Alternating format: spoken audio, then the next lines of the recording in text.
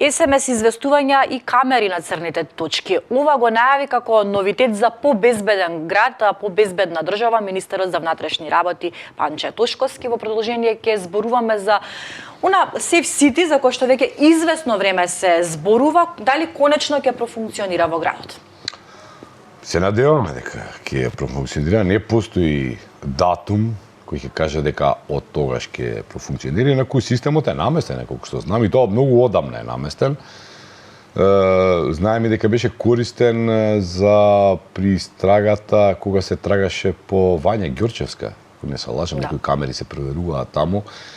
И тоа беше многу помогна во текот на истрагата, но тој систем се уште не е ставен во функција за да го обезбедува сообраќајот и да спасува човечки животи.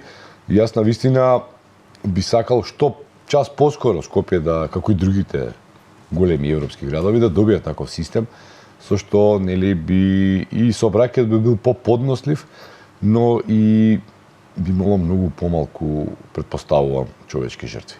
Да, и многу помалку сообраќајни незгоди. Имавме прилика да ги слушнеме и од брзата помош кој што даде известување викендот дека поминал многу помирно и деновиве забележуваат многу поблаги, така ќе се изразам, сообраќајни незгоди, не дека не постојат. Дури за еден ден имаше известување дека воопшто немало сообраќајна незгода, на огромна радост. Тоа е ова што го дигна, нели, овие протести што се случуваат, нели, сега луѓето се посовесни, да кажеме, кога возат побавно, застануваат на пешачки, не поминуваат на црвено или на жолто или на розево, како што милуваат Скопјани да кажат. Значи, видете, ние имаме ужасна сообраќајна култура во Скопје.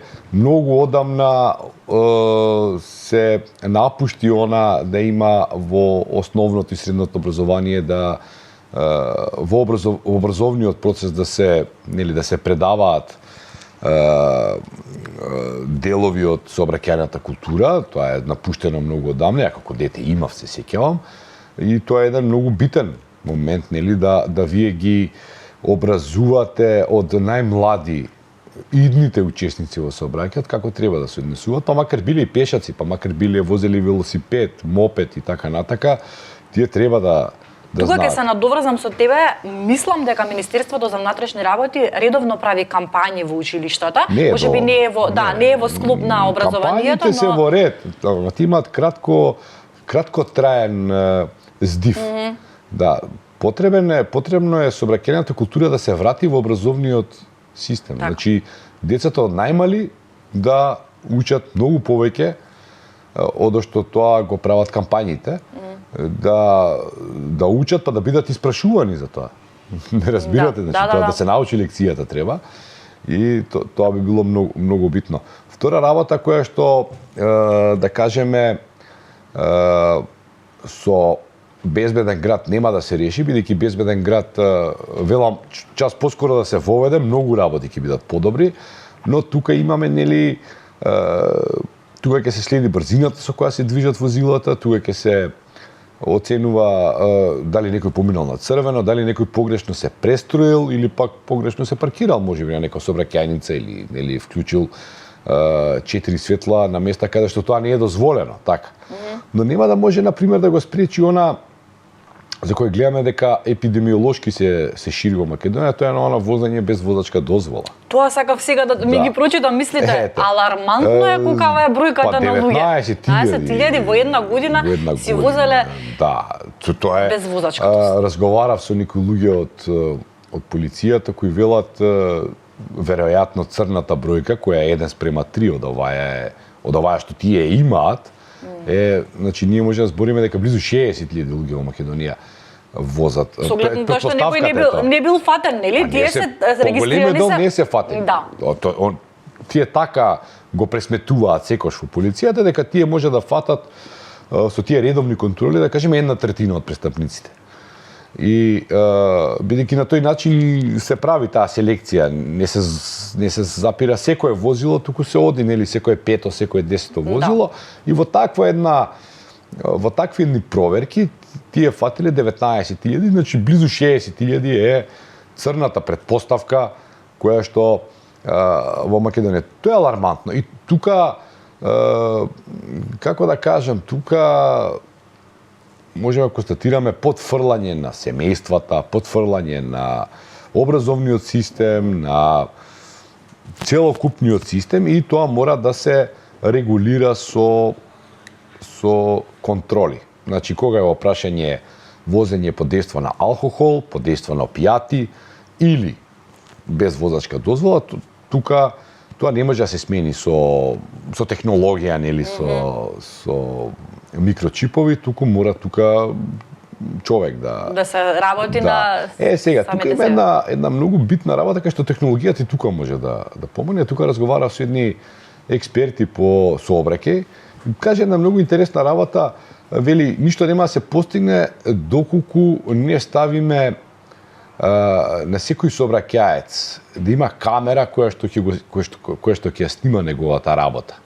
Доколку тоа се случи, тогаш нема да може да се прогледува низ прсти, нема да може да се кинат популарно речено казните, нели? И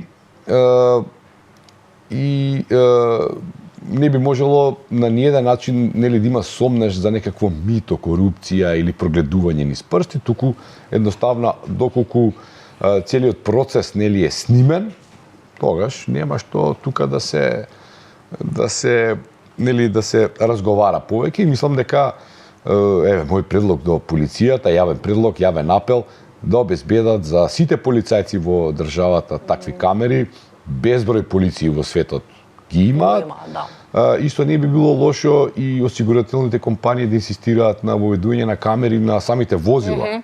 Нели, па многу појасни ќе ни бидат сообраќајните несреќи доколку видиме од перспектива на возач како се случила сообраќајната несреќа или сообраќајниот прекршок, нели? И на тој начин би се заштедиле многу пари кога говориме, нели, за оние сообраќајни несреќи кои што потоа, нели, се предмет на осигурителните компании, така.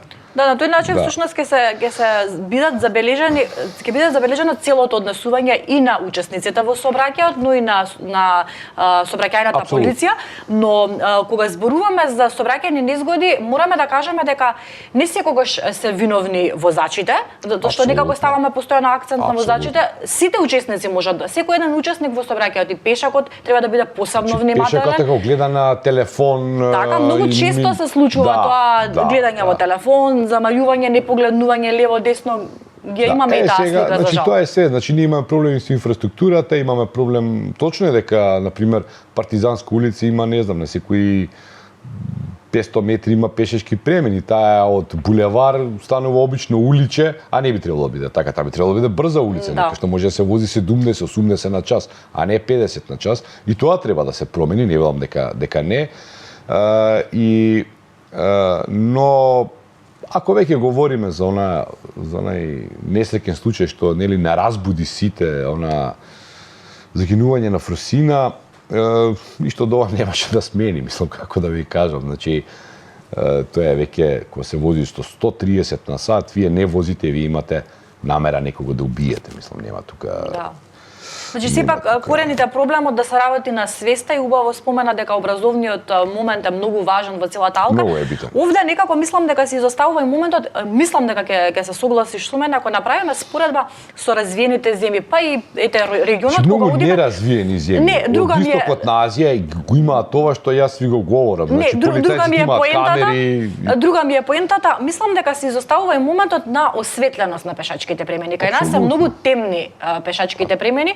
За разлика од други земји каде што можеме да забележиме дека вистина блештат пешачките премини. Ама сега ова малку друга тема влегувам, ама Скопје е неосветлено од кога почна војната Украина, значи не знам како да немаме струја, како да немаме, мислам, не само пешачките премини, пола град е темен, мислам, нели, пред известно време поминував навечер у 8 часот навечер по улица Македонија, па беше неосветлена, а имаше и туристи на улицата.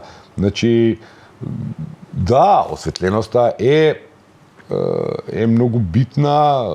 Вие кога патувате, нели, во странство, навечер сите автопатишта се осветлени со не само некои места каде што се врти или ова, него постојано имате светло по патот и тоа многу ја зголемува безбедноста на патувањето.